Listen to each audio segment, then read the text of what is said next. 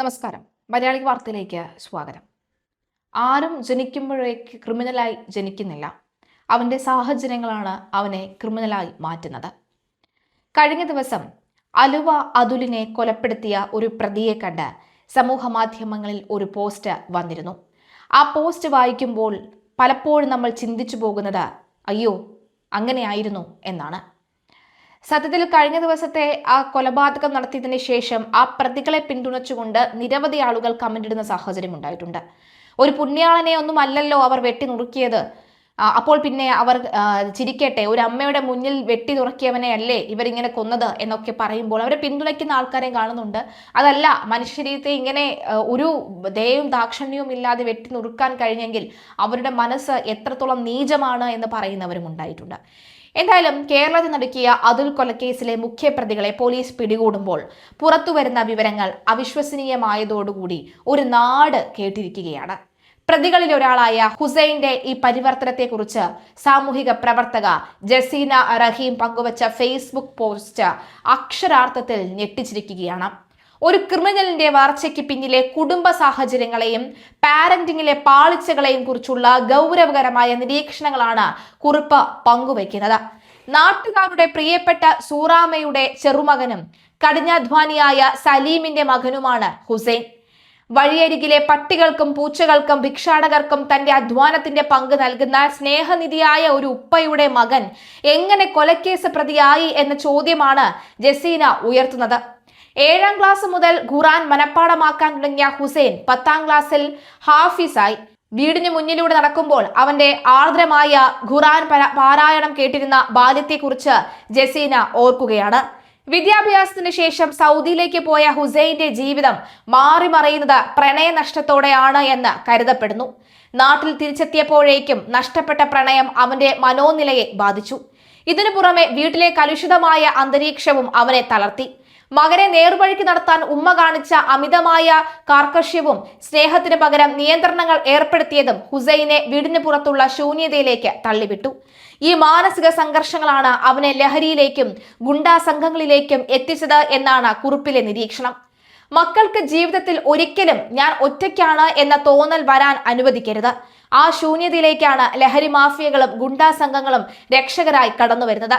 ശിക്ഷയേക്കാൾ ശക്തമാണ് സ്നേഹമെന്നും ഉപദേശത്തെക്കാൾ വലുതാണ് കൂടെയുണ്ടെന്ന ആത്മവിശ്വാസമെന്നും ജസീന ഓർമ്മിപ്പിക്കുന്നു. മക്കളുടെ ഭാവി സുരക്ഷിതമാക്കാൻ ബാങ്ക് നിക്ഷേപങ്ങളെക്കാൾ കൂടുതൽ നൽകേണ്ടത് ചേർത്തുപിടിക്കലും ആരോഗ്യപരമായ സംവാദങ്ങളുമാണ്. വഴിതെറ്റുന്ന മക്കളുടെ പിന്നിൽ സ്നേഹത്തിനും പരിഗണനയ്ക്കും വേണ്ടിയുള്ള വല്ലാത്തൊരു ദാഹം ഉണ്ടാകുമെന്നും അത് തിരിച്ചറിയാൻ മാതാപിതാക്കൾക്ക് കഴിയണമെന്നും കുറിപ്പ് പറഞ്ഞു വെക്കുന്നു. ഒരു ചെറിയ പഴുതുമതി എല്ലാം കൈവിട്ടു പോകാൻ എന്ന മുന്നറിയിപ്പോടുകൂടിയാണ് ജസീന റഹീമിന്റെ പോസ്റ്റ് അവസാനിക്കുന്നത്. അലുവ അതുൽ കൊലക്കേസിലെ മുഖ്യപ്രതികളെ പോലീസ് പിടികൂടിയിരുന്നു. മാധ്യമങ്ങളിലൂടെ പ്രതികളുടെ ചിത്രങ്ങളും വിവരങ്ങളും പുറത്തു വരികയാണ്. പ്രതികളിൽ ഒരാളായ ഹുസൈൻ എന്റെ നാട്ടുകാരനാണ്. നാട്ടുകാരുടെ എല്ലാം പ്രിയപ്പെട്ട സൂറാമ്മയുടെ ചെറുമകൻ. സദാം ഹുസൈനെ തൂക്കിലേറ്റിയ ദിവസം ആ സംഭവത്തെ തുടർന്ന് മനോവിഭ്രാന്തി പ്രകടിപ്പിച്ച ഹുസൈന്റെ ഉപ്പ സലീം ഇന്നും സൈക്കിളിൽ മത്സ്യക്കച്ചവടം നടത്തി കുടുംബം പോറ്റുന്നവനാണ്. മീൻ കൊട്ടയിലെ ഒരു പങ്ക് ഇന്നും വഴിയരികിൽ കാണുന്ന പൂച്ചകൾക്കും പട്ടികൾക്കും ഉള്ളതാണ്. മാത്രമല്ല, വഴിയോരത്ത് ഭിക്ഷയാചിക്കുന്ന മനുഷ്യർക്കും അദ്ദേഹത്തിന്റെ അധ്വാനത്തിന്റെ ഒരു പങ്ക് പോകാറുണ്ട്. അങ്ങനെ ഒരു ഉപ്പയുടെ മകൻ ഇന്നൊരു കൊലപാതക കേസിലെ മുഖ്യപ്രതിയായി മാറിയത് എങ്ങനെ? കുട്ടിക്കാലം മുതൽ ഹുസൈനെ എനിക്കും അറിയാം. നാണം കുടുങ്ങി നടക്കുന്ന ഒരു പയ്യനായിരുന്നു അവൻ. 7ാം ക്ലാസ്സിന് ശേഷം ഹിഫ്ള പഠനവും സ്കൂളും ഒരുമിച്ച് പഠിച്ചു. 10ാം ക്ലാസ്സിൽ എത്തിയപ്പോഴേക്കും ഖുർആൻ മുഴുവനും അവൻ മനഃപ്പാടമാക്കി. ചിലപ്പോഴൊക്കെ അവന്റെ വീടിന്റെ മുന്നിലൂടെ കടന്നു പോകുമ്പോൾ ഈണത്തിൽ അവൻ ഖുർആൻ പാരായണം ചെയ്യുന്നത് കേൾക്കാമായിരുന്നു. വീണ്ടും കേൾക്കാൻ തോന്നുന്നത്രയും ആർദ്രമായിരുന്നു അവന്റെ ശബ്ദം. പിന്നീട് +2വും ഡിപ്ലോമ കോഴ്സും പൂർത്തിയാക്കി ജോലി തേടി സൗദിയിലേക്ക്. ആ കാലത്ത് അവനൊരു പ്രണയം ഉണ്ടായിരുന്നുവെന്ന് കേട്ടിട്ടുണ്ട്. പക്ഷെ നാട്ടിലേക്ക് തിരിച്ചെത്തുമ്പോഴേക്കും ആ പ്രണയം നഷ്ടപ്പെട്ടിരുന്നു.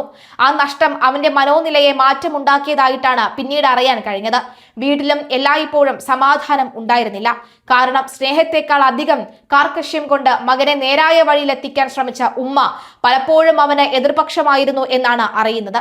സ്നേഹം കൊണ്ടും പരിഗണന കൊണ്ടും മക്കളിൽ വളരെയധികം സ്വാധീനം ചെലുത്താൻ കഴിയുന്നത് അമ്മമാർക്കാണ്. അതിന് കഴിയില്ലെങ്കിൽ പലപ്പോഴും കുട്ടികൾ വഴിതെറ്റാറുണ്ട്. അങ്ങനെയുള്ള മാനസിക സംഘർഷങ്ങൾ തന്നെ ആവണം അവനെ തെറ്റായ കൂട്ടുകെട്ടിലേക്കും പുതിയ ബന്ധങ്ങളിലേക്കും പിന്നീട് ഗുണ്ടാസംഘത്തിലേക്കും എത്തിച്ചത്. പല കേസുകളിലും പ്രതിയായി മാറിയിട്ടും നാട്ടുകാരുടെ മുന്നിൽ അവനെ എപ്പോഴും സൗമ്യനായിട്ടാണ് കണ്ടിട്ടുള്ളത്. ഒരിക്കലും ഇത് ഹുസൈൻ എന്ന് ന്യായീകരിച്ചുകൊണ്ടുള്ള പോസ്റ്റ് അല്ല. പറഞ്ഞു വരുന്നത് പാരന്റിംഗ് പ്രാധാന്യമാണ് എന്നുള്ളതാണ്. കലുഷിതമായ ജീവിത സാഹചര്യങ്ങളെയും മാനസിക സംഘർഷങ്ങളെയും അതിജീവിക്കാൻ ഓരോ മക്കളെയും പ്രാപ്തരാക്കുക എന്നത് മാതാപിതാക്കളുടെ വലിയ ഉത്തരവാദിത്വം തന്നെയാണ്.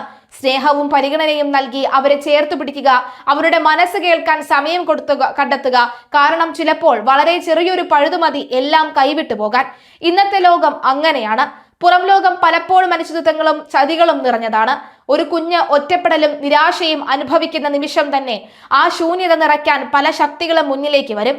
ലഹരി മാഫിയകളും ഗുണ്ടാ സംഘങ്ങളും പലപ്പോഴും അങ്ങനെ തന്നെ നമ്മുടെ കുട്ടികൾക്ക് മുന്നിൽ രക്ഷകരായി അവതരിക്കും. ഞങ്ങൾ നിന്നോടൊപ്പം ഉണ്ട് എന്നൊരു വ്യാജ സ്നേഹം അവർ നൽകും. അവിടെ തന്നെയാണ് കുടുംബത്തിന്റെ പങ്ക് വലുതാകുന്നത്. കുഞ്ഞിന്റെ ജീവിതത്തിൽ ഒരു ഘട്ടത്തിലും ഞാൻ ഒറ്റയ്ക്കാണ് എന്ന തോന്നൽ വരാതിരിക്കാൻ മാതാപിതാക്കൾ ശ്രദ്ധിക്കണം. എന്ത് പ്രശ്നമായാലും എന്ത് തെറ്റായാലും എന്തിനും ഏതിനും ഞാൻ നിന്നോടൊപ്പം ഉണ്ട് എന്നൊരു വാക്ക് മക്കളുടെ മനസ്സിന് നൽകുന്ന സുരക്ഷ അത്യന്തം വലുത് തന്നെയാണ്. ചിലപ്പോൾ ഒരു വാക്ക് തന്നെ ഒരാളുടെ ജീവിതത്തിന്റെ ദിശ മാറ്റാൻ കഴിയും. പ്രത്യേകിച്ച് പാരന്റിങ്ങിൽ ശിക്ഷയേക്കാൾ ശക്തമാണ് സ്നേഹം. നിയന്ത്രണത്തെക്കാൾ ഫലപ്രദമാണ് പരിഗണന. ഉപദേശത്തെക്കാൾ വലിയതാണ് കൂടെയുണ്ടെന്ന ആത്മവിശ്വാസം. മക്കളെ വളർത്തുമ്പോൾ ഏത് സാഹചര്യങ്ങളെയും നേരിടാൻ പ്രാപ്തരാക്കി വളർത്തുക. അവരുടെ ഭാവിയെ സുരക്ഷിതമാക്കാൻ ബാങ്ക് ഡിപ്പോസിറ്റുകൾക്ക് പകരം വേണ്ടത് സ്നേഹവും ചേർത്തുപിടിക്കലും ആരോഗ്യപരമായ സംവാദങ്ങളും ഒക്കെ തന്നെയാണ്.